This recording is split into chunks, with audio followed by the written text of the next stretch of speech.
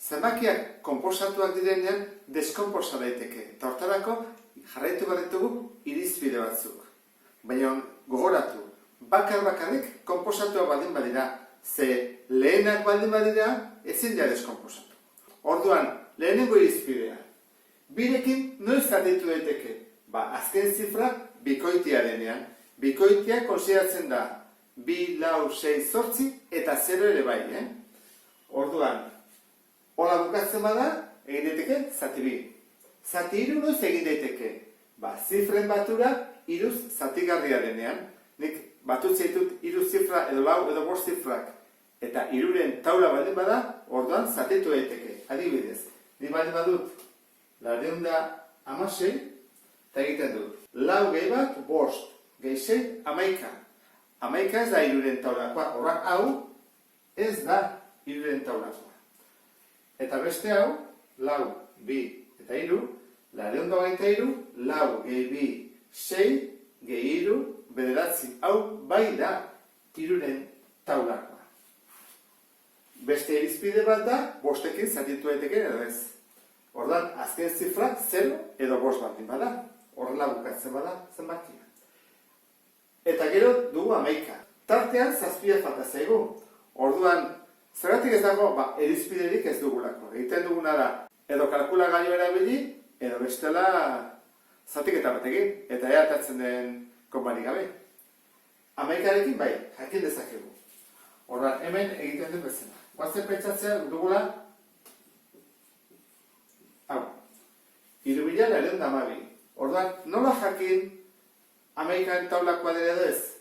Posizio bikoitietan dauden zifrak batu, bikoitietan. Orduan, hau da, bakoitia, bikoitia, bakoitia, bikoitia. 3 gehi bat, 4. Posizio bakoitietan dauden zifrak batu, 2 eta 4. 6. Ordan, kenketa egiten badut, 6 ke 4, 2 ateatzen zait, ezta? 6 ke 4, 2. Eman behar du, edo 0, edo 11. Beraz, 3.912 ez da 11aren taulakoa. Guazen praktikazioa duen? Hau zenbakia dira, 20, 315 eta 132. Eta ea, bikin zatitu etekeen, 3kin, 5ekin eta 11ekin. Hau dira, ea, zatitu edezken edo ez. Orduan, 20, 2ekin zatitu eteke? Bai, bikoitia delako. 315, 2ekin zatitu eteke? Ez. Ez delako bikoitia. 132 zati 2, bai. Ikusten ez duen bezala, lehenengo irizpidea jarraitu du. Guan 3garrena. 3kin, zer gertatzen da? 20 zati 3 egiteke? 2 gehi 0, 2, beraz ezin da 3kin zatitu. 3 gehi bat gehi 5. 3 gehi bat gehi 5 da 9, zatitu daiteke 3kin. 1 gehi 3 gehi 2. 1 gehi 3 gehi 2. 6. 6 zatitu daiteke 3kin. Horren, hau ere bada 3-ren taulakoa. Hurrengoa, 5ekin. 5ekin zatitu daiteke, 0 bukatzen bada, edo 5ekin. 20, 0 bukatzen da. Zatitu daiteke. 315 ere bai, 5ekin bukatzen delako. 132 ezin da 5ekin zatitu, ez delako 0an edo 5ean bukatzen. Eta 11ekin. Egin behar duguna da, 2 ken 0, kaso honetan. 2 ken 0 ez du ematen 0 edo 11. 315, horrein egin behar dugu. Batu behar ditugu 5 eta 3, 5 eta 3, 8, ken bat, 7 ezin da. Eman bat lako, 0 edo 11. Eta azkena, 122, batu behar dugu 2 eta bat, 2 eta bat, 3. Ken behar dugu 3. 0 ematen du. Orduan, hau bada, 11an taulakoa. Hori ulertuta, ohartxo bat bakarra. Badaude beste zenbaki batzuk, hautatik aparte, konposatuak direnak, eta jakin dezakegunak zatigarria dian edo ez. Adibidez. 10. 10 da 2 bider 5. Orduan, 10ekin zeintzu zatitu daitezke?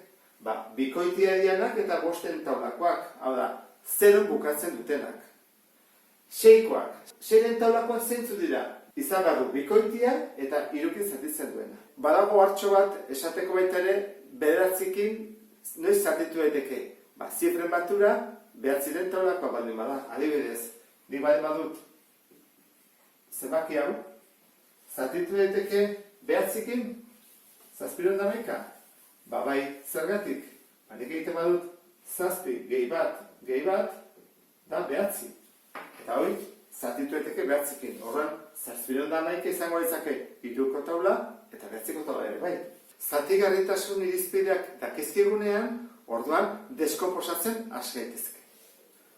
Guaz ikuste, 72 deskomposatu nahi dugula, baina faktorizazio batekin. Hau da, esan edutana da, deskomposatu behar dugu zenbaki lehenetan, ez komposatuetan.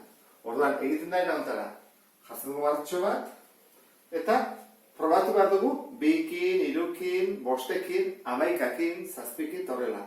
Eta azkenean bat emango digu. 72, guaz ikustea. Birekin zatitu daiteke, bai, bikoitea delako, orduan, 72 izatebi, 36. Bikoitea da, bai, orduan berriro, 2kin, 18. Bikoitea da, bai, 2kin, 9. Bikoitea da, ez, orduan, hurrengoarekin, 3kin.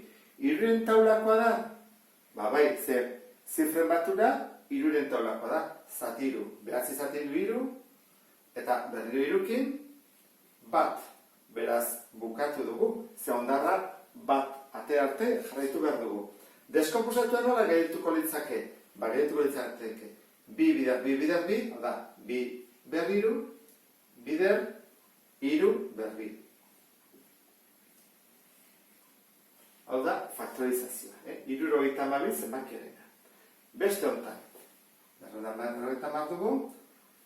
Birekin probatu behar dugu lehenengo, bai, posible da, bikoitia delako, 0 bukatzen da, 125. Orain, bikin, ez dugu egin, bakoitia delako. 3kin, bat gehi bi, 3, gehi 5, 8, ez da 3ren taulakoa. Urrengoa, 5ekin, bai, 5ekin bukatzen delako. 125, zati 5, 25. Jarraitzen dugu, 5ekin egin daiteke? Bai, berriro, 5ekin. 5 ateatzen da. Berriro, 5ekin. Bat ateatzen da. Horla bukatzen da, egingo genuke orduan. Berrenda horretan zer da? Bada, bi bider, 5, berriro. 3 faktore ditugu. Hemen jarriko dugu baita ere, 72. Txukun usteko. Eta hori azkenek kontan, 23. Probatu behar dugu, bikin, ezin da, 3kin. Ezin da, 5ekin ez, 7ekin ez, 11ekin ez, 13ekin ez, joan beharko nuke probatzen. Eta geldiz ez dago bakarrik 23kin. Eta ematen du bat. Zer esan edo horrek, ezin dela deskomposatu, lehena da. Ordan, ezin da deskomposatu. Gelditzen da, ezin da. 23 da, ezin dugu deskomposatu. Orduan, errepaso guztionekin, has gaitezke, zatitzaile komuna handiena eta multiprokomun txikinarekin. Arte, agur.